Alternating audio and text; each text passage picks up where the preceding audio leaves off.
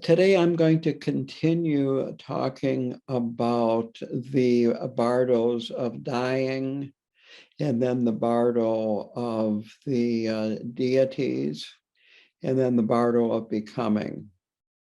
And I'm going to review a little bit of my last talk, which ended with the meeting of the mother and child. And so what happens is, as our body is dying, the five elements gradually dissolve into each other. And at the actual moment of death, there is what is called the meeting of the mother and child, that the fundamental or mother or ground clear light emerges and quote, "This experience is like the experience of boundless clear and cloudless sky." That, end quote, that this is our true Buddha nature that manifests. And all beings of all six realms experience this. But except for a very fortunate few, most beings don't recognize it. And it's so intense that they are stunned by it and pass out.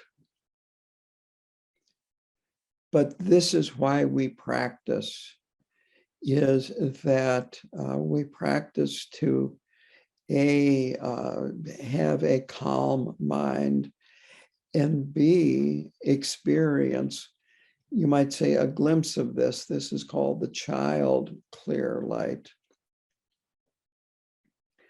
And once we experience it, get a glimpse of it and recognize it, then we work on developing our concentration, our level of concentration, and our ability to recognize it and become more comfortable with it.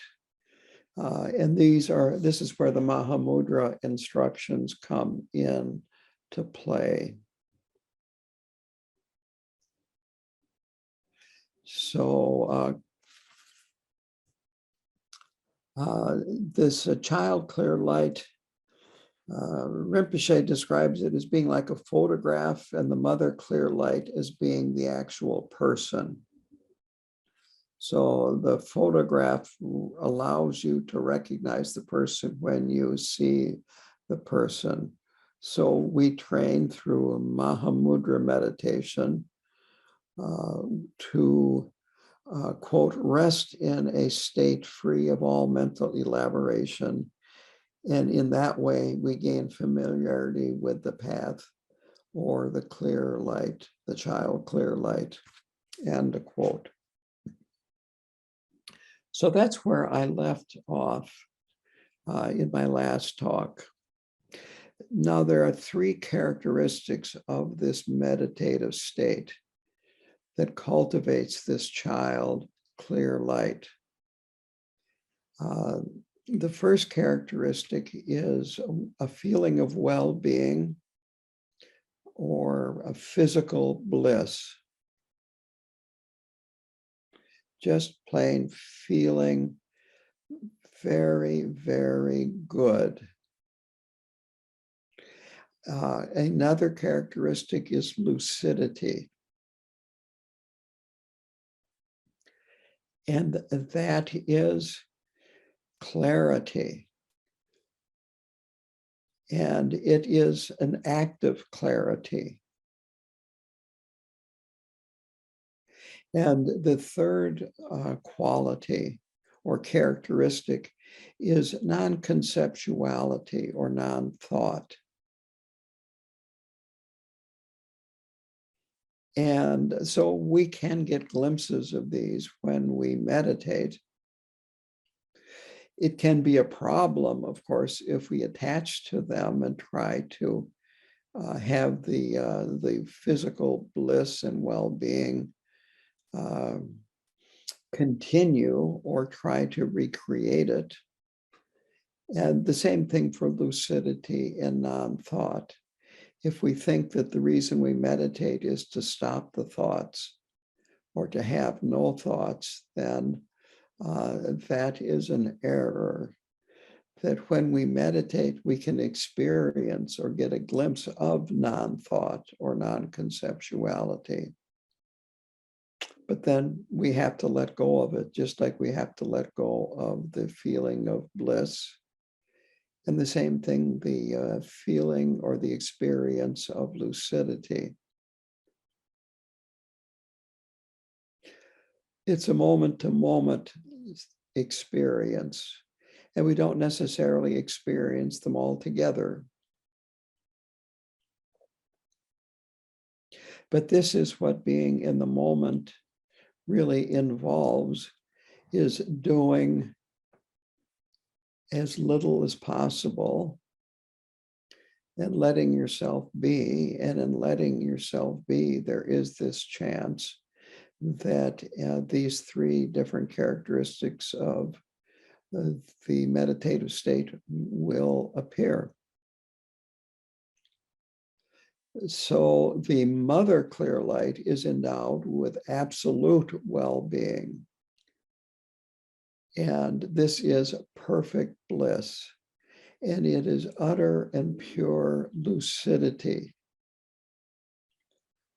And completely free of thoughts and non-conceptuality of any kind. And this, of course, is so different from our, quote, normal state, unquote, that we don't recognize it. If you do recognize it, at that moment, you attain Buddhahood. But on the other hand, Rinpoche talks about how difficult it is to do. And in his book, the Bardo, The Interval of Possibility, he also talks about how great masters have demonstrated meditation for days and days after the body physically dies, and also experiences of demonstrating the rainbow body, where the body dissolves into light over a brief period of time. So great masters have exhibited that they recognize this mother clear light and are able to rest in it for a significant amount of time.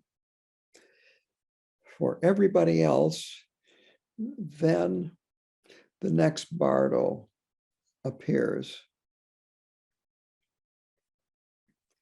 And this next part, traditionally, it is said that it lasts 49 days. And it begins when you regain, you might say, consciousness after being stunned, passing out. And at this point, your consciousness will leave the body. And it is propelled by our life force wind. And it will leave through one of the 9 apertures in the physical body, the navel, placed between the eyebrows, the aperture between at the top of the head, the nose, the ears, the mouth, the eyes, the anus, or the urethra. And we want to, the best place for the consciousness to leave is through this aperture at the top of the head. That leads to the most auspicious rebirth. So as soon as the as soon as the mind leaves the body, then we enter the Bardo of Dharmata. And in this Bardo, the deities, the peaceful and wrathful deities appear. They actually are coming from our own mind, but we don't usually recognize them as coming from our mind. We, being still dualistically confused, see them as separate beings. Now, we still have a mental body that appears the body that we had when we are alive. And the mind wants to go back into the dead body that it just left. It's feeling very uncomfortable. But of course, it cannot re-enter the body. The body is dead. It has left. It cannot go back.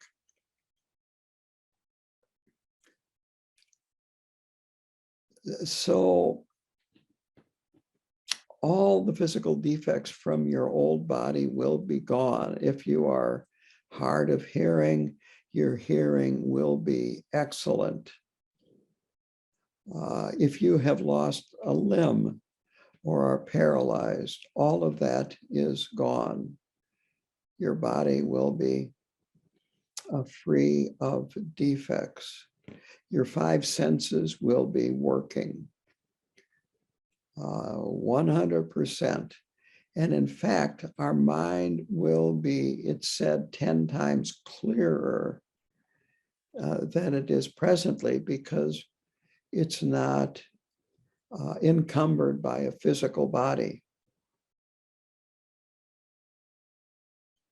So we just have a mental body at this point. And as a result of that, we have what you might call miraculous powers, but they're not miraculous at all. But since you just have a mental body, you can go through walls, you can go anywhere, you can do anything. It's a bit like dreaming. If you think of a place, you are instantly there.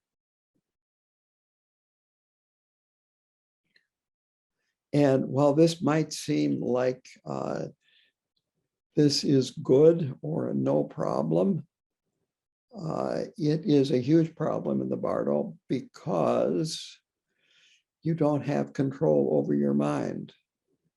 You don't have control over your thoughts.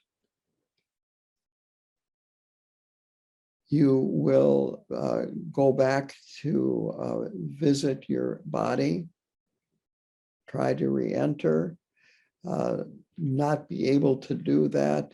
Maybe you'll visit home. You will see friends and family. And you will want to talk to them. But of course, they're not aware of you. They will not respond to you.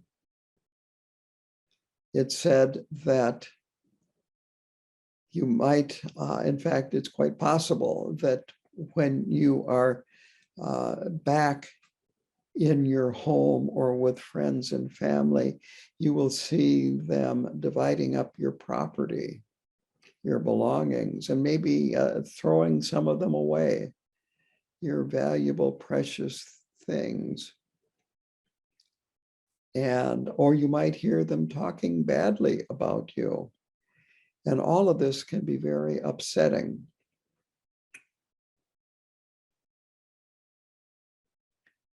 I can tell you this, that when my parents died, a lot of the things that they owned went to the Goodwill, and some of it went to the trash. And so you can have this experience of people not valuing what you thought were very, very valuable things. You can hear them talking badly about you. You might see them crying and in a lot of distress, grieving, and so forth. And this just makes you feel worse too.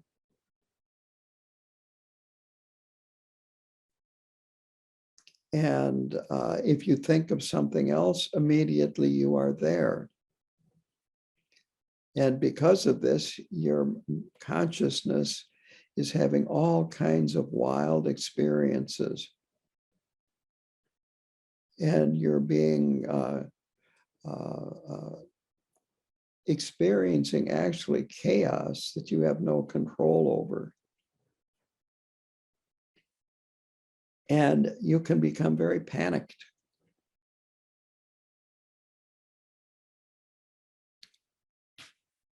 So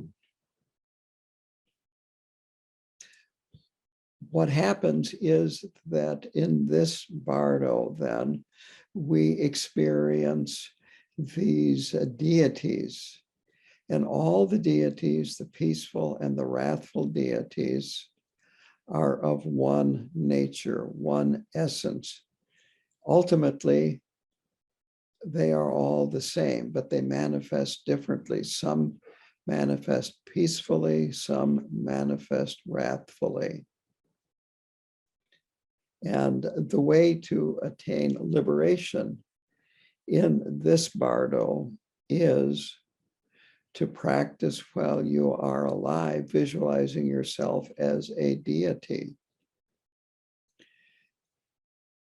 And again, gradually come to view yourself ultimately as a deity. And also realize that realizing one deity is the same as realizing all deities. And if you can just visualize yourself as a deity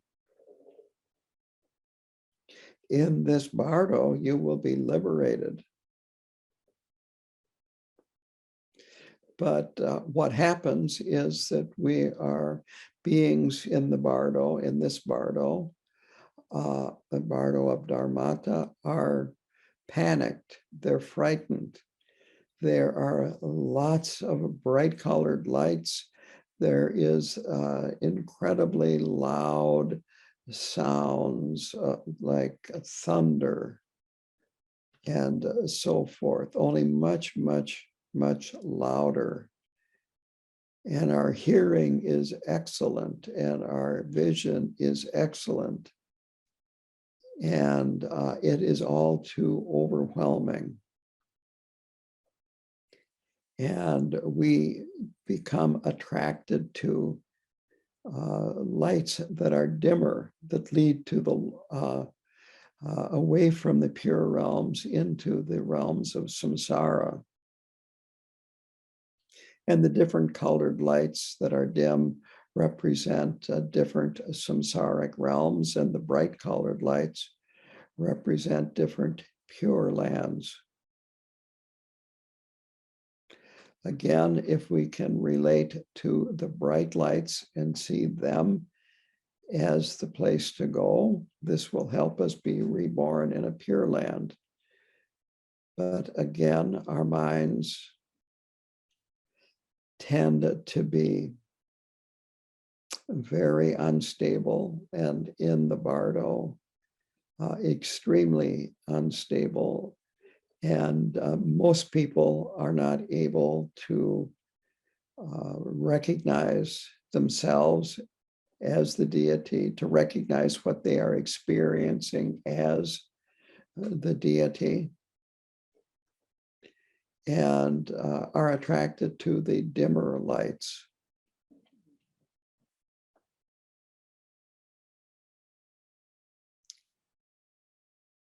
Now, we do a practice here.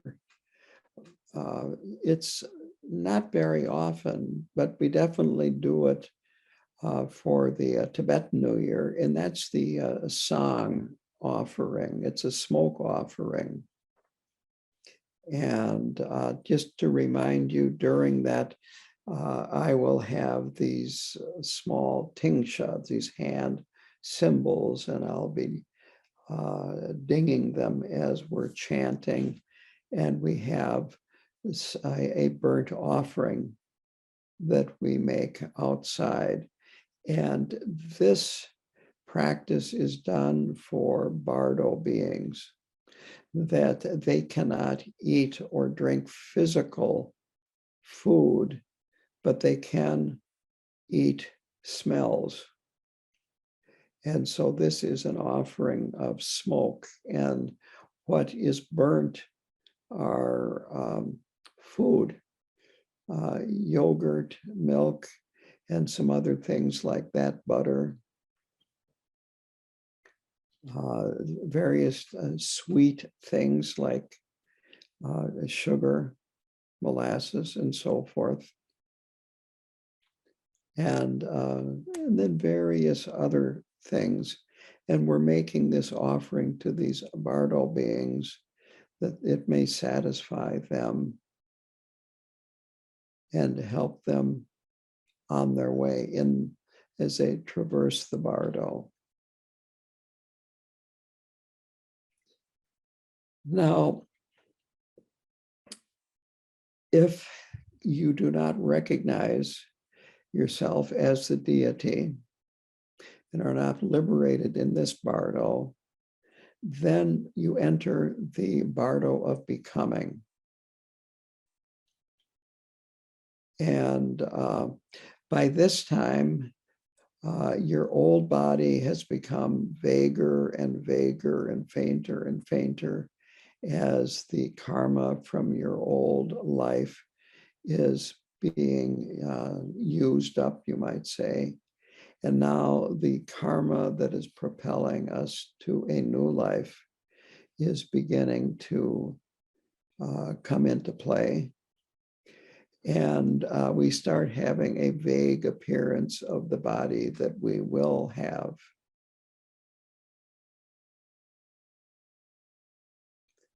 And this will give you a clue of what species you will be.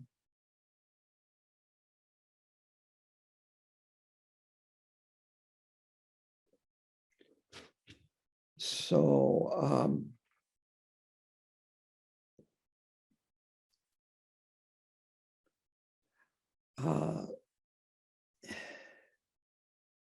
so let me move on here a little bit in my notes.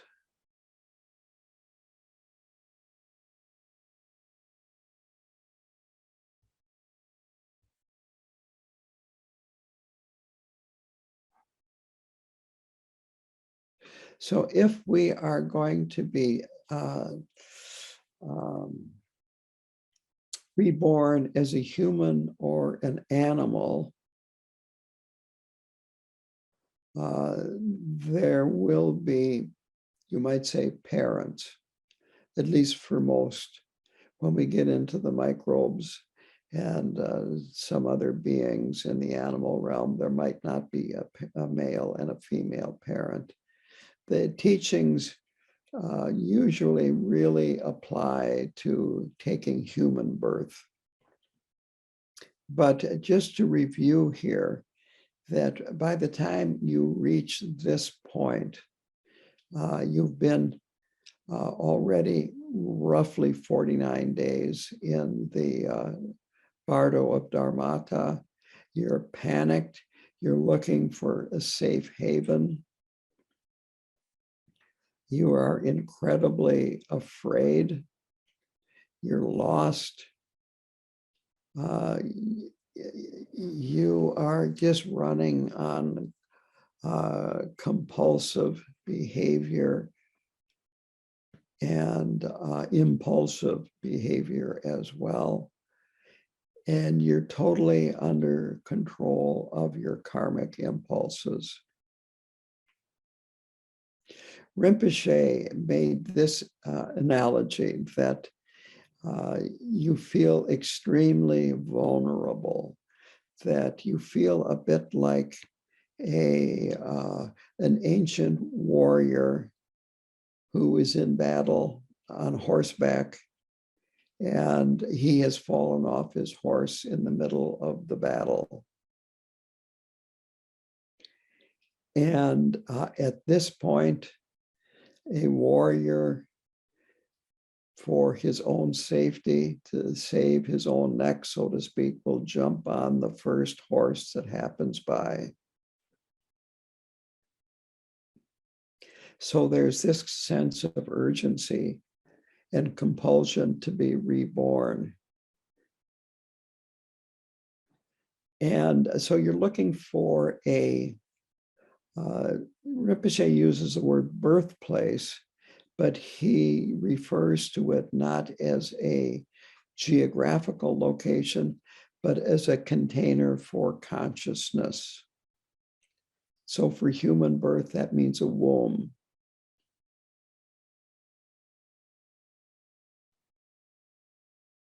He goes through experiences that beings in this bardo of becoming have, that will indicate which realm they're going to be reborn in.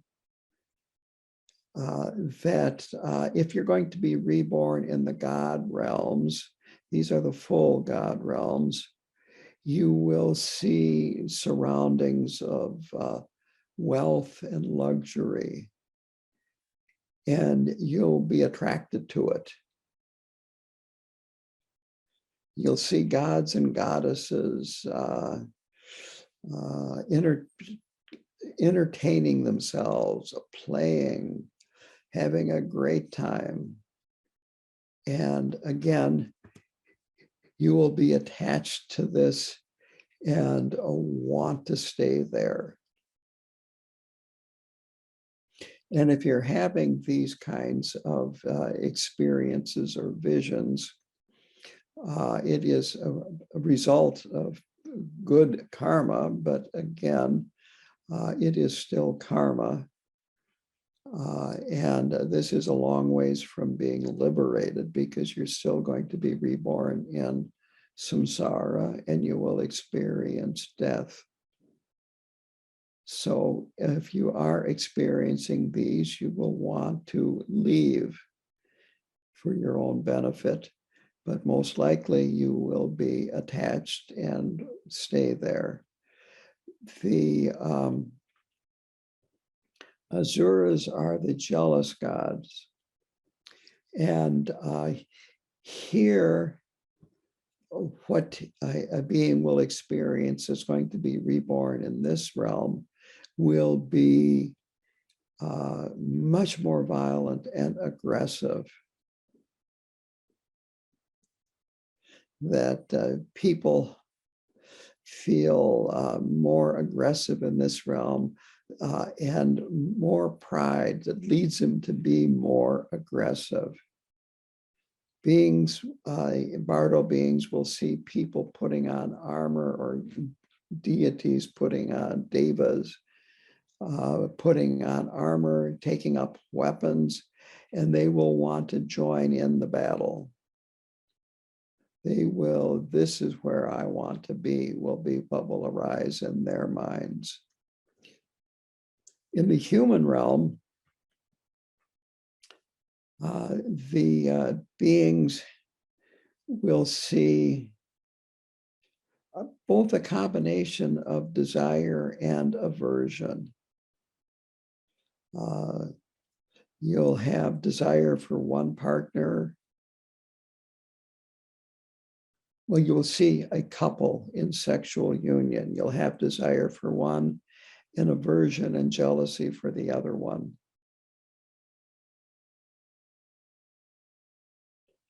If you're going to take a female rebirth, you will have desire for the male and aversion for the female. And the opposite for a male rebirth. The male will have desire for the female and have aversion for the male and jealousy. In the case of a human rebirth, then the consciousness will enter the body of the father through one of the sense openings, and then the consciousness will travel with the sperm to the egg to the mother. The animal realm, this is being that's going to be reborn there will be very bewildered and will be acting very much on, you might say, instinct, and Rinpoche said very primitive reactions. Again, there's a mixture of attachment and aversion, but it's much coarser. And the bewilderment is much stronger. You might want to hide, like under a rock or in a cave. And so forth. The Preta realm, the jealous ghosts, or the hungry ghost realms, he describes them as being particularly miserable animals. Quote, they are low on the evolutionary scale and are primitive and underdeveloped species.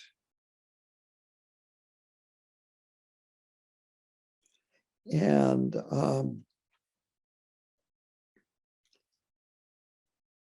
so it is extreme greed that causes rebirth in that realm. And he talks a little bit about the hell realms too. And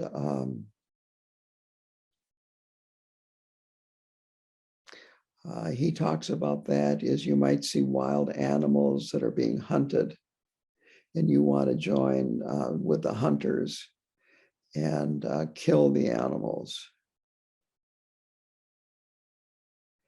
And as soon as you join the hunters turn into the henchmen of Yama, and you become the hunted. And so on and so forth. So the point is that we want to, and this is also very extremely difficult to do, but we want to prepare for this while we are alive. And the way to prepare for it is, first of all, developing mental stability through meditation practice and other practices. We want to be able to withstand the urge to panic. We want to maintain some clarity and so forth.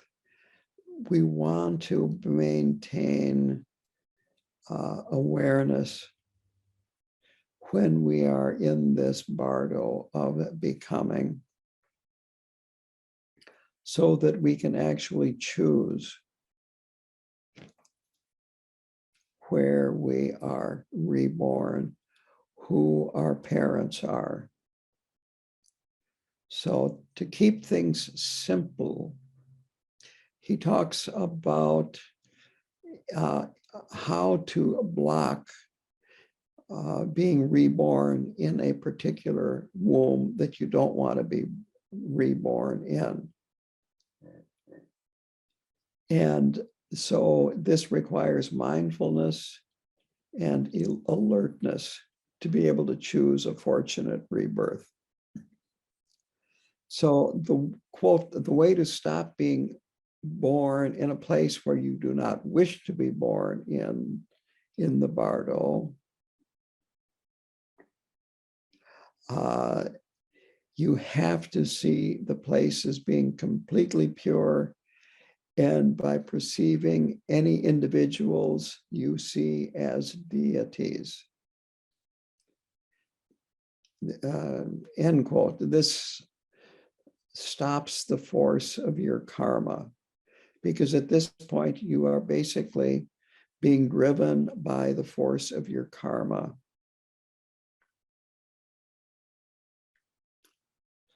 So it's really important while we are alive to cultivate mindfulness, alertness, carefulness, and in Rinpoche's words, quote, not let your mind flop around sloppily.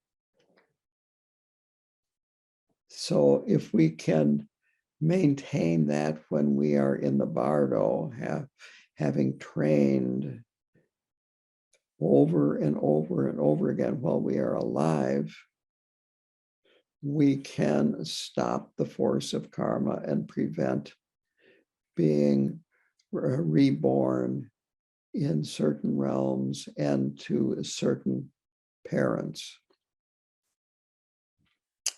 The other point he makes is choosing a womb.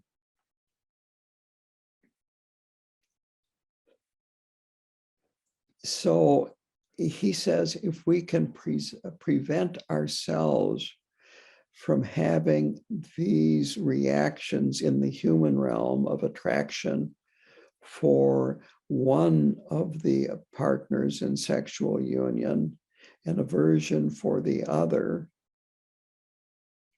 if we can keep these kleshas at bay, then we can have the ability to choose the place of rebirth and our parents. And a quote from Rinpoche's book, one of the best ways to prevent these kleshas from taking over in the Bardo is through cultivating the moral discipline of either celibacy or sexual morality.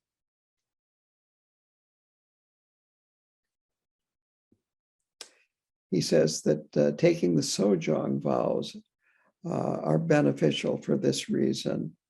Lay vows are good for this reason. And he says, at the very least, you should abandon careless promiscuity.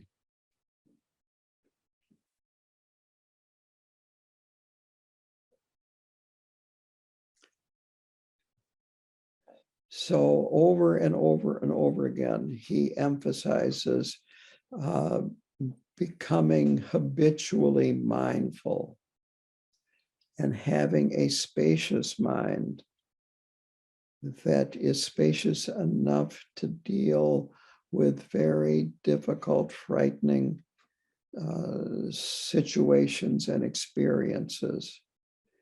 Quote, the point here is to cultivate a state of mind which is habitually mindful and spacious enough to deal with the conditions which cause rebirth in this phase of the Bardo.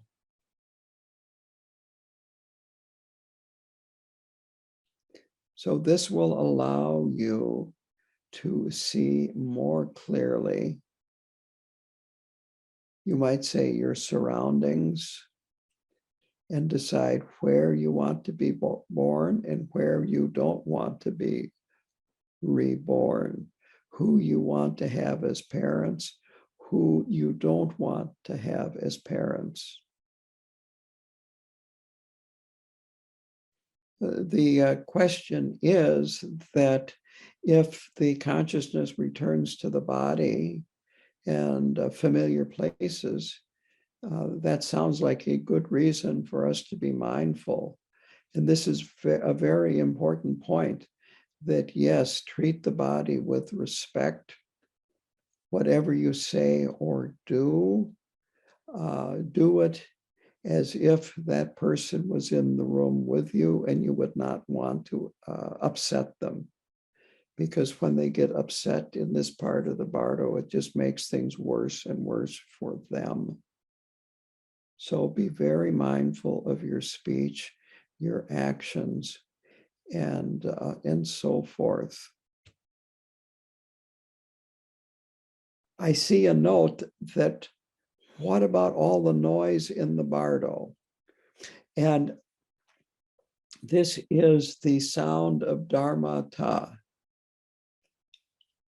And I cannot give you a good explanation of why, but it is very loud, unrelenting. You could say it is the sound of the energy of dharmata. Dharmata is not emptiness. And so I'm going to, you might say, stick my neck out here a little bit as a lama and say the sound comes from the sound of the energy of the way things are. Is it beautiful or is it overwhelmingly loud? It is overwhelmingly loud, like the sound of thunder. I think I read like the sound of 1,000 thunderclaps at once. The question is that if this Bardo of Dharmata sounds like 1,000,000 thunderclaps at once, and extremely bright, scary lights, and then there are these muted, dim lights that you're attracted to because they seem more soothing, what do you do? And the answer is practice, practice, practice, practice, practice now in this lifetime, because you will be totally overwhelmed otherwise. It's not an accident. The descriptions are you're blown about by the winds of karma. So you want to accumulate as much positive karma as possible and purify as much negative karma as possible. You want to tame your mind so that when something suddenly appears in this life that normally would scare you or maybe even freak you out, you can go, oh, no big deal. This is extremely difficult to do. Again, imagine you are on I-94 and you suddenly see the car in front of you do a wheelie and suddenly he's going towards you. Do you panic or do you just maintain your coolness? It's extremely difficult to do, and only very highly trained, realized beings can do this. But it is possible, and this is why we do all our deity meditations.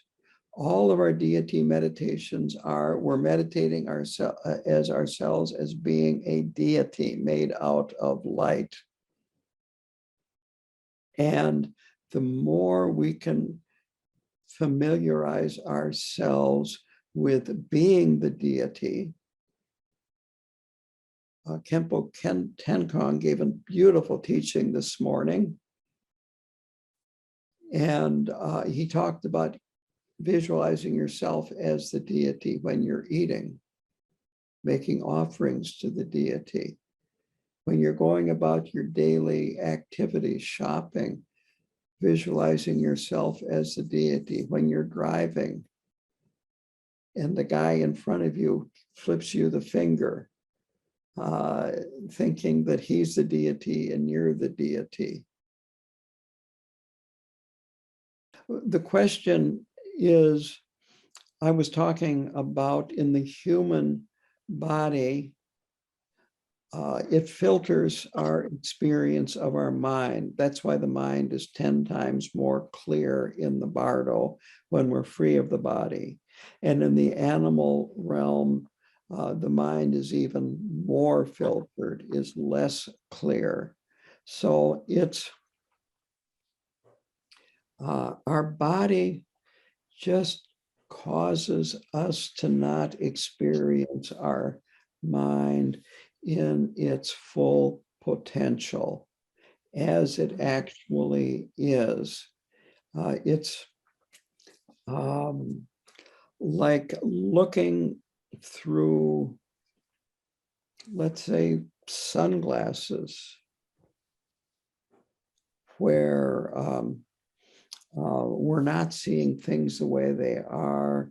We're seeing a distorted version. Or I don't know if this would be a good example. Looking through your eyes that need corrective glasses,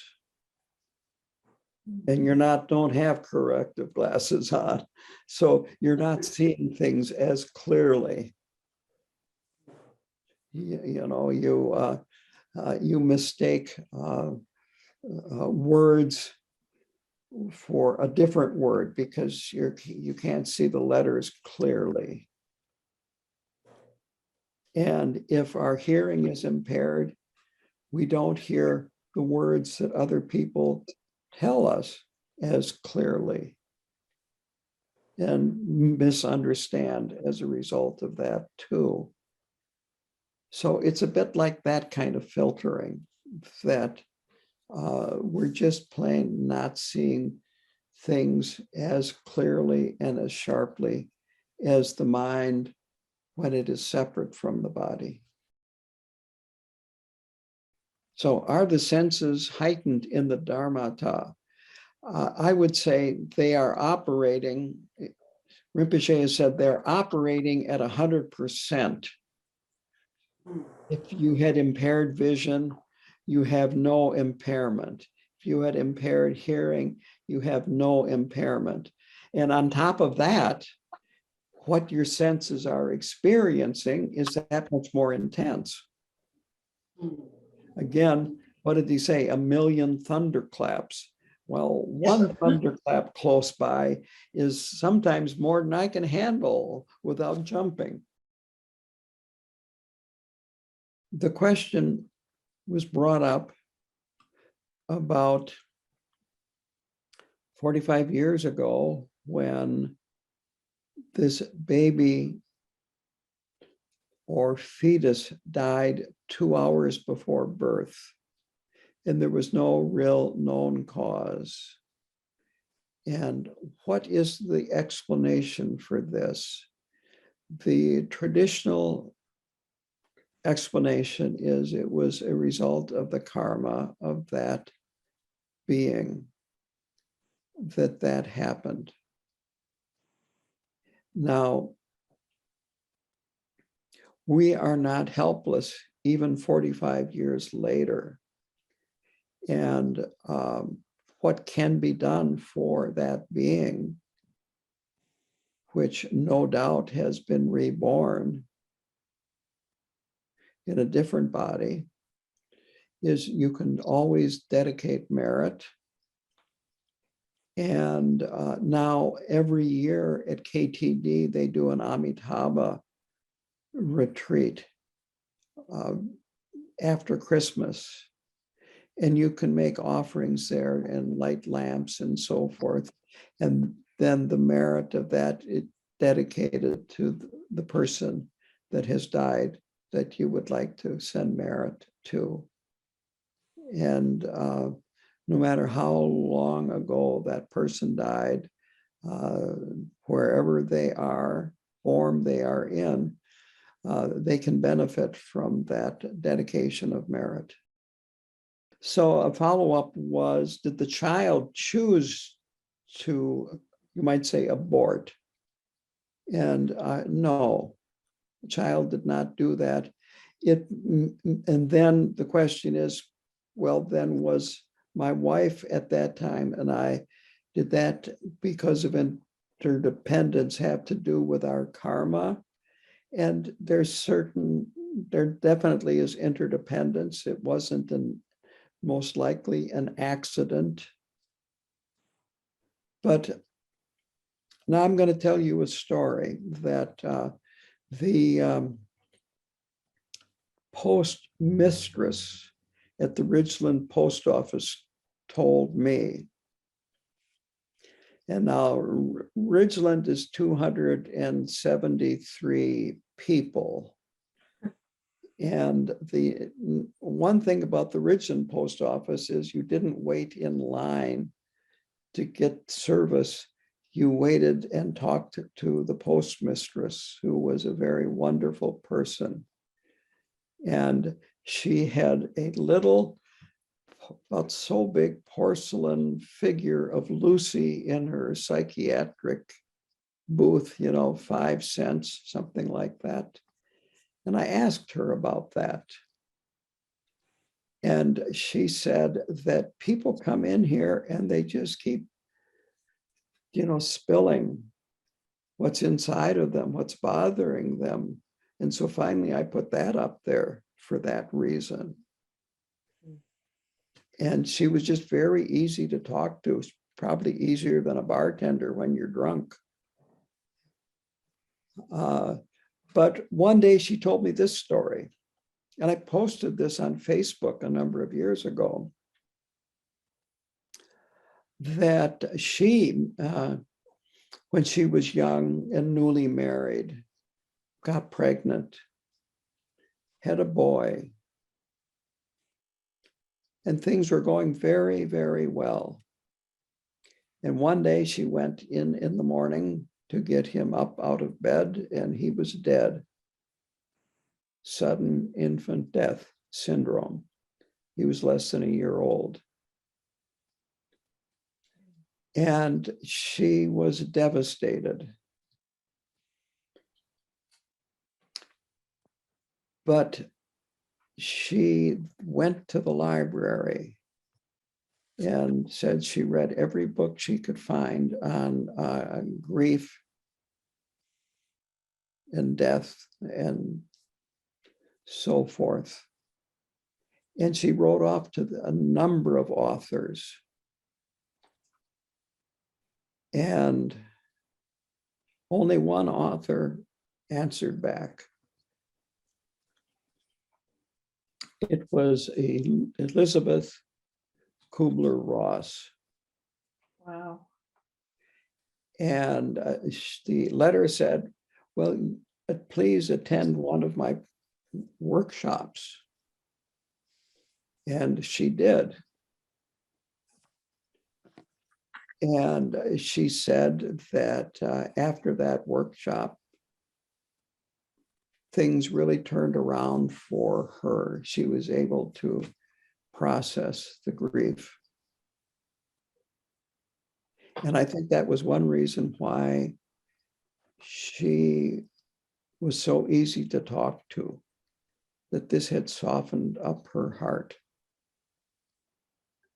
And where I'm going with this is that there are practices in Buddhism that you can use this to soften up your heart, to use it not as something that is a terrible experience that I had in the past, but something that I can now use in the present to become a softer person, to open up to my own vulnerability and my own suffering, and as a result, the suffering of other beings.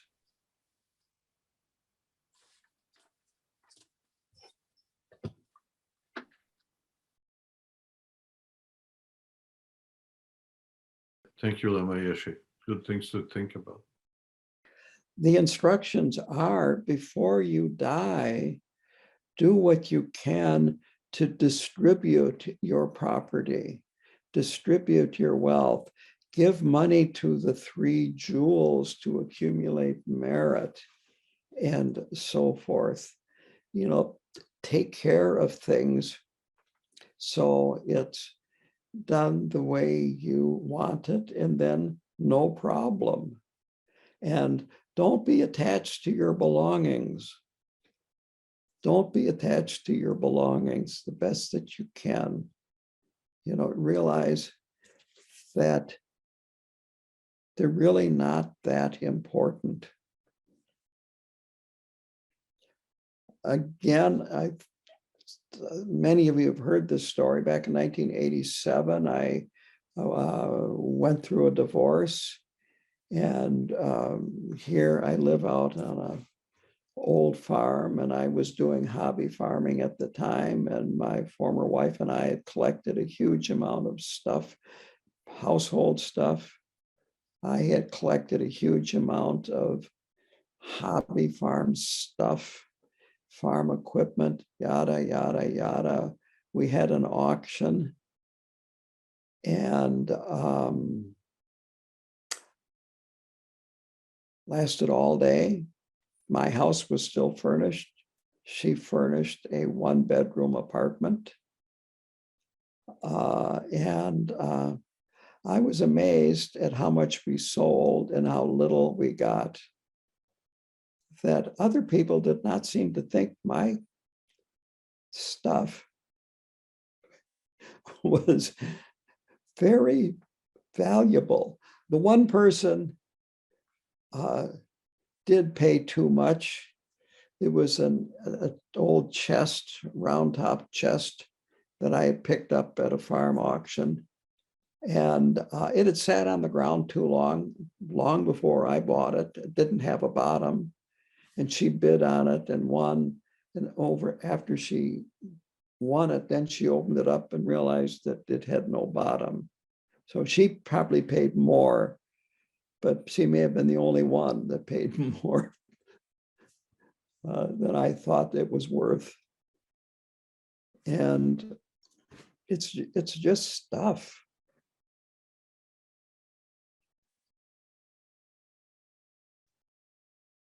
So that's my advice, is get rid of it, or at least make out a will, and get these ducks in a row, and so there's no problem, and let go, and realize that a lot of your stuff, it's useful, but not very useful, and it may have some value, but not much value. The question was about, in the present situation, LBGQ, in artificial insemination and so on and so forth. Now, what are the teachings? And I will have to admit, I have not received teachings from a master that covers this subject.